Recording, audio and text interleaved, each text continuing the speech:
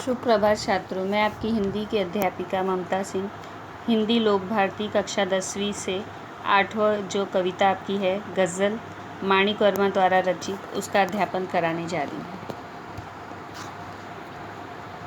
सर्वप्रथम हम देखेंगे यहाँ पे गज़ल। वर्मा जी ने कहा है गज़ल। गज़ल कहते किसे हैं? गज़ल जो है वो अरब से आया हुआ एक काव्य की विधा है। जैसे हिंदी में दोहा, चौपाई, छंद आदि काव्य की विधाएँ हैं, उसी प्रकार से ये एक अरब से आया हुई काव्य विधा है। जैसे इसके पहले हमने मन कविता में देखा कि हाइकू विधा, जो कि जापान से आई हुई एक काव्य विधा है, उसी प्रकार से गज़ल जो है वो अरब से आई हुई एक काव्य विधा है। गज़ल का छोटा अंश शेर कहलाता है और अनेक शेरों को मिलाकर एक गज़ल का निर्माण किया जाता है, अतः हम कवि को गज़लकार भी कह सकते हैं। अब हम यहाँ पे देखेंगे गज़लकार या कवि का परिचय। माणिक वर्मा जी, इनका जन्म 1938 उज्जैन मध्य प्रदेश में हुआ। इनका परिचय। हास्य व्यंग के सशक्त हस्ताक्षर माणिक वर्मा जी वाचिक परंपरा में प्रमुख स्थान रखते हैं। इनके व्यंग बड़े ही धारदार होते हैं। इनकी गज़लें बहुत ही प्रेरणादायी होती हैं। इनकी प्रमुख कृतियाँ: गज़ल मेरी इबादत है, आखिरी पत्ता गज़ल संग्रह, आदमी और बिजली का खंबा, महाभारत अभी जारी है, मुल्क के मालिकों जवाब दो आदि। जो गज़ल प्रस्तुत है यहाँ पर, उसके काव्य संबंधी विशेषताएं क्या हमें लेखक ने कवि ने संदेश दिया है, उसके बारे में यहाँ बताया गया है। प्रस्तुत गज़ल के अधिकांश शेरों में वर्मा जी ने हम सबको जीवन में निरंतर अच्छे कर्म करते हुए आगे बढ़ने के लिए प्रेरित किया है। गज़लकार ने संदेश देते हुए कहा है कि अपने रंग रूप से सुंदर दिखने के बजाय हमें अपने कर्मों से सुंदर दिखना आवश्यक होता है। रंग रूप देख के कोई आपके कुछ समय के लिए आकर्षित होता है, लेकिन जो आपके कर्म होते हैं उससे जो व्यक्ति प्रभावित होता है वो अधिक समय के लिए प्रभावित होता है। अब यहाँ पे गज़ल जो प्रस्तुत है उसका हम एक बार वाचन करेंगे। आपसे किसने कहा है स्वर्णिम शिखर बनकर दिखो, शौक दिखने का है तो फिर नींव के अंदर दिखो, चल पड़ी तो गर्द बनकर आसमानों पर लिखो, और अगर बैठो कहीं तो मील का पत्थर दिखो।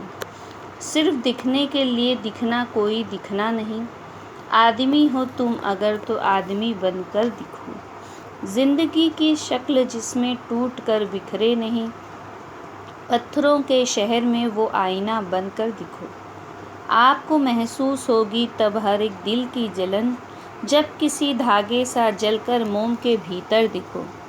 एक जुगनू ने कहा मैं भी तुम्हारे साथ हूँ, वक्त की इस धुंध में तुम रोशनी बनकर दिखो। एक मर्यादा बनी है हम सभी के वास्ते, गर तुम्हें बनना है मोती सीप के अंदर दिखो।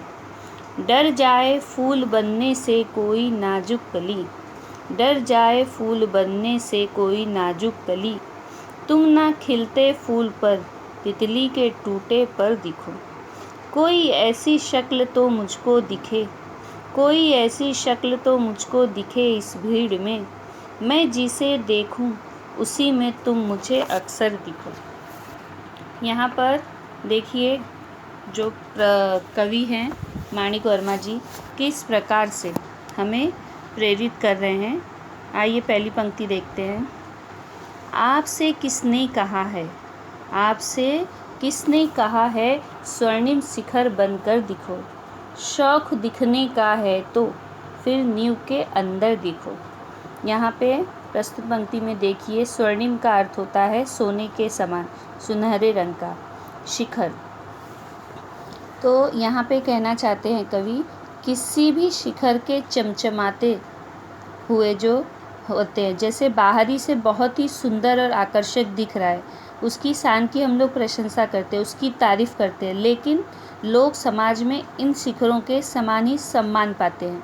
बाहर से अच्छे दिख रहे हैं और अच्छा उनका व्यवहार है, परंतु वास्तव में देखा जाए तो इन शिखरों से अधिक महत्व किसका है? उन ईंटों और पत्थरों का है जिनके कारण ये शिखर या भवन बन पाया है। यदि नींव की ईंटों ने, जो उसकी नींव रखी गई है, उन ईंटों ने गुमनामी के अंधेरे में रहना स्वीकार न किया होता तो इन शिखरों का कोई अस्तित्व नहीं होता। तो महत्ता किसकी है यहाँ पे, विशेषता किसकी है, उस नींव के ईंटों का है, पत्थर का है। लेकिन यहाँ पे तारीफ किसकी हो रही है, उस शिखर और भवन की हो रही है, नींव के ईंटों और पत्थरों की नहीं हो पा रही है। तो यहाँ कवि कह रहे हैं, यदि नींव की ईंटों ने गुमनामी के अंधेरे में रहना स्वीकार न किया होता तो इन शिखरों का कोई अस्तित्व ही नहीं होता। यदि हम समाज के लिए कुछ करना चाहते हैं तो प्रशंसा और वाहवाही का लोभ त्याग कर नींव की ईंटों के समान कुछ अच्छा और सुदृढ़ काम करें। यहाँ पे कवि उस भवन के द्वारा मनुष्य को संदेश देना चाहते हैं कि अगर आपको भी कुछ अच्छा काम करना है तो आपको क्या करना है, उन ईंटों के समान कुछ अच्छा और सुदृढ़ काम करना है जिससे लोग आपकी प्रशंसा कर सकें। दूसरी पंक्ति देखते हैं। चल पड़ी तो गर्द बनकर, चल पड़ी तो गर्द बनकर आसमानों पर लिखो, और अगर बैठो कहीं तो मील का पत्थर दिखो। गर्द का अर्थ होता है धूल। यहाँ पे कह रहे हैं कवि, यदि आप मंजिल की ओर आगे बढ़ रहे हो तो अपने अच्छे कर्मों के कारण उसी प्रकार आसमानों तक छा जाओ, जैसे आंधी आने पर पृथ्वी से, धरती से आकाश तक धूल ही धूल दिखाई देती है। अर्थात आपके द्वारा किए गए अच्छे कर्मों का, कामों का जो प्रभाव होता है उसकी चर्चा चारों ओर फैल जाती है।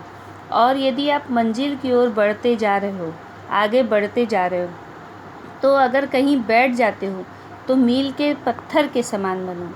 मील का पत्थर जिस प्रकार एक राही को, एक मुसाफिर को अपनी मंजिल की ओर बढ़ते समय उसकी मदद करता है, उसी प्रकार आपको भी क्या करना है, दूसरों की मदद करना है, दीन दुखियों की, जिनको आवश्यकता है आपकी, ऐसे व्यक्ति की आपको भी मदद करना है। तीसरी पंक्ति देखते हैं। जिंदगी की शक्ल, जिंदगी की शक्ल जिसमें टूट कर बिखरे नहीं, पत्थरों के शहर में वो आईना बनकर दिखो। शक्ल का अर्थ होता है चेहरा, बिखरे नहीं यानी इधर उधर फैले नहीं। यहाँ पे देखिए कवि कहना चाहते हैं, ईश्वर ने हमें मनुष्य जीवन दिया है। हमारा उद्देश्य केवल सजना संवरना और सुंदर दिखना ही नहीं होना चाहिए। हमारे साथ हमारे द्वारा जो कार्य किए जाते हैं, बाहरी सुंदरता मायने नहीं रखती, आपकी आंतरिक सुंदरता, जो आपका चारित्रिक गुण है, वो अधिक मायने रखता है। ईश्वर द्वारा दिया हुआ हर मनुष्य में जो मानवीय गुण हैं, जो नैतिक मूल्य होते हैं, जो अच्छे कार्य होते हैं, उसको क्या करना चाहिए, अपनाना चाहिए। हमारा कोई भी काम ऐसा ना हो जो मानवता के दायरे से बाहर हो, अर्थात अच्छे कर्म होने चाहिए जो लोगों को आपकी ओर आकर्षित करें, आप लोगों की मदद करो। समाज में सभी के प्रति हमारा व्यवहार ऐसा हो कि सारा संसार हमें अच्छे मनुष्य के रूप में जाने, केवल दिखावे के लिए नहीं। सचमुच बहुत से लोग ऐसे होते हैं, सिर्फ दिखावे के लिए अच्छा काम करते हैं, उनके मन में अच्छा कार्य करने की लालसा नहीं होती, खाली वाहवाही लूटने के लिए वो करते हैं। लेकिन ऐसा नहीं करना है आपको सचमुच ऐसा अच्छा कार्य करना है, दिल से करना है, मन से करना है, ताकि लोग सचमुच आपकी तारीफ कर सकें। आगे की पंक्ति में देखते हैं। आपको महसूस होगी तब हर एक दिल की जलन, जब किसी धागे सा जलकर मोम के भीतर दिखो। यहाँ पे कह रहे हैं, आपको महसूस होगी तब हर एक दिल की जलन, जब किसी धागे सा जलकर मोम के भीतर दिखो। हमें प्रत्येक मानव को, जो हम प्रत्येक मनुष्य हैं, हमें क्या करना है, दूसरे मानव के प्रति सहानुभूति रखनी चाहिए।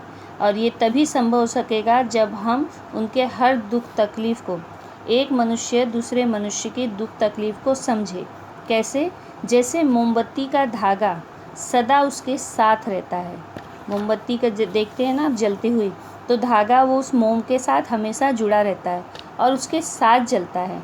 उसी प्रकार जब हम किसी गरीब की, किसी ज़रूरतमंद की पीड़ा को समझेंगे तो उसे दूर करने का प्रयास करेंगे, इस प्रकार हम मानव धर्म निभा पाएंगे।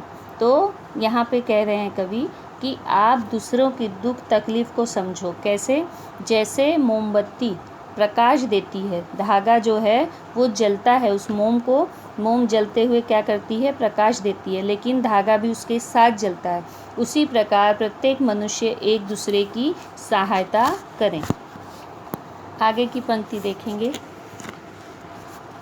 एक जुगनू ने कहा है मैं भी तुम्हारे साथ हूँ। एक जुगनू ने कहा है मैं भी तुम्हारे साथ हूँ। वक्त की इस धुंध में तुम रोशनी बन कर दिखो। धुंध का अर्थ होता है कोहरा जो छाया हुआ रहता है या हवा में उड़ती हुई धूल। ठंड के समय अक्सर आप देखते हो कि थोड़ा पास का व्यक्ति भी हमें साफ से दिखाई नहीं देता है, थोड़ा धुआं धुआं जैसा, अंधेरा जैसा दिखता है, उसे बोलते हैं कोहरा। या जो एकदम तूफ़ान ऐसे आते हैं तो भी उस समय हवा में जैसे धूल उड़ती है तो भी आसपास कुछ दिखाई नहीं देता है।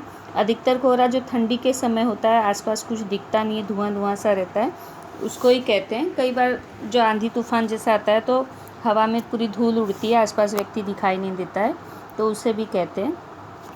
तो यहाँ पर कह रहे हैं कि एक जुगनू ने कहा मैं भी तुम्हारे साथ हूँ।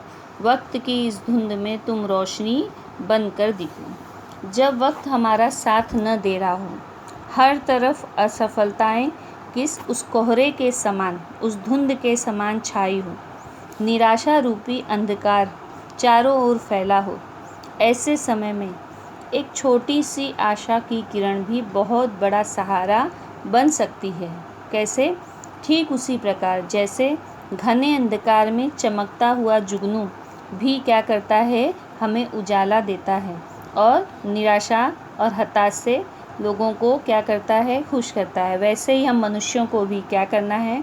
जो मनुष्य दुखी हैं, परेशान हैं, उनके जीवन में भी उम्मीद की किरण जगानी चाहिए और उनके दुख तकलीफ़ को दूर करने का प्रयास करना चाहिए।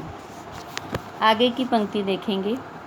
एक मर्यादा बनी है, एक मर्यादा बनी है हम सभी के वास्ते। गर तुम्हें बनना है, गर तुम्हें बनना है मोती सीप के अंदर दिखो। मर्यादा यानी जो हमारे घर के परिवार के रीति रिवाज होते हैं, संस्कार होते हैं, उस नियमों का पालन करते हुए हम समाज में जीवन यापन करते हैं और ये मर्यादा प्रत्येक व्यक्ति के लिए बनी हुई है। अगर मर्यादा का पालन न करेंगे तो पशु और मनुष्य में कोई भी अंतर नहीं रह जाएगा। इसके लिए मर्यादा का पालन करते हुए हमें जीवन यापन करना चाहिए। यहाँ पे कवि कह रहे हैं कि एक मर्यादा बनी है हम सभी के वास्ते। गर तुम्हें बनना है तो मोती सीप के अंदर दिखो। सभी मनुष्यों के लिए समाज में रहने के लिए कुछ बंधन हैं, कुछ सीमाएं हैं जिनका हमें पालन करना होता है। तभी समाज हमें और हमारे व्यवहार को स्वीकार करता है और समाज सुचारू ढंग से चल सकता है। अगर तुम चाहते हो कि लोगों में तुम्हारी कोई पहचान बने तो जिस प्रकार सीप के अंदर मूल्यवान मोती छिपा होता है, उसी प्रकार तुम्हें समाज के कल्याण के लिए अच्छे कर्म करने होंगे। जैसे सीप के अंदर मोती होता है और मोती क्या करता है? लोगों को खुश करता है। वैसे ही हम मनुष्यों के अंदर भी अच्छी नैतिक बातें होती हैं, अच्छे गुण होते हैं और अपने गुणों के द्वारा, अपने चरित्र के द्वारा, अपने व्यवहार के द्वारा भी लोगों का कल्याण करते हुए हम उन्हें आकर्षित कर सकते हैं, खुश कर सकते हैं, प्रशंसा और वाहवाही लूट सकते हैं। तो यहाँ कवि कह रहे हैं कि तुम भी लोगों को कल्याण की भावना रखो, लोगों की मदद करो। आगे की पंक्ति देखेंगे। डर जाए फूल बनने से कोई, डर जाए फूल बनने से कोई नाजुक कली, तुम ना खिलते फूल, तुम ना खिलते फूल पर तितली के टूटे पर दिखो। यहाँ पे कवि कह रहे हैं यदि कोई कोमल कली, यदि कोई कोमल कली फूल बनने से डर रही हो तो कली जानती है कि उसके खिलते ही तितली उसके क्या करेंगे? रस चूसने के लिए आएंगे और फूल बनी कली को परेशान करेंगे। तुम फूल को तितली से बचाने का क्या करो? प्रयास करो, अर्थात जो उसके डर है उसको दूर करने में उसकी सहायता करो, उसकी मदद करो। आगे की पंक्ति है। कोई ऐसी शक्ल तो मुझको दिखे कोई ऐसी शक्ल तो मुझको दिखे इस भीड़ में, मैं जिसे देखूं उसी में तुम मुझे अक्सर दिखो। यह संसार मनुष्यों का एक सागर है। यहाँ पे अनगिनत मनुष्य हैं। एक सागर में जैसे पूरी पानी भरा होता है, वैसे इस संसार में क्या है, मनुष्य एक सागर के समान है, अनगिनत है। भीड़ में जाने अनजाने अनगिनत चेहरे हर तरफ दिखाई देते हैं। हे ईश्वर, मैं चाहता हूँ कि मैं जिसे भी देखूँ मुझे उसमें सिर्फ और सिर्फ कौन, वो ईश्वर, वो भगवान दिखाई दे। क्यों? क्योंकि वो ईश्वर क्या है, सर्वव्यापक है, सभी जगह है। तो इस प्रत्येक मनुष्य में मुझे उस ईश्वर के दर्शन हो, अर्थात वो ईश्वर मुझे सभी जगह दिखाई दे। यहाँ पे कवि ने हमें संदेश देने का कोशिश किया है कि जिस तरह से प्रत्येक व्यक्ति के रंग रूप को महत्व नहीं है, उसके कर्म को महत्व है, उसी प्रकार से हमें अपने जीवन में क्या करना है, अच्छे कर्म करने चाहिए। रंग रूप सुंदरता बाह्य है, लेकिन जो हमारे कर्म हैं, गुण हैं, वो आंतरिक होते हुए भी हमें बाह्य लोगों द्वारा पसंद किया जाता है। अतः हमें क्या करना है, समाज में अपना महत्व स्थापित करने के लिए अपने अच्छे कर्मों से लोगों को क्या करना है, प्रभावित करना है, लोगों की सहायता करना है। यही इस कविता द्वारा, गज़ल द्वारा कवि ने हमें संदेश देने का प्रयास किया है। आप लोगों को प्रश्न उत्तर है और मैंने इस कविता की व्याख्या PDF द्वारा आप लोगों को स्कूल के ग्रुप में भेजा है, जिसे आप लोगों को लिखकर मुझे मैसेज करना है। यहीं पे अपनी जो स्पष्टीकरण है इस कविता का, वो मैं समाप्त करती हूँ। धन्यवाद।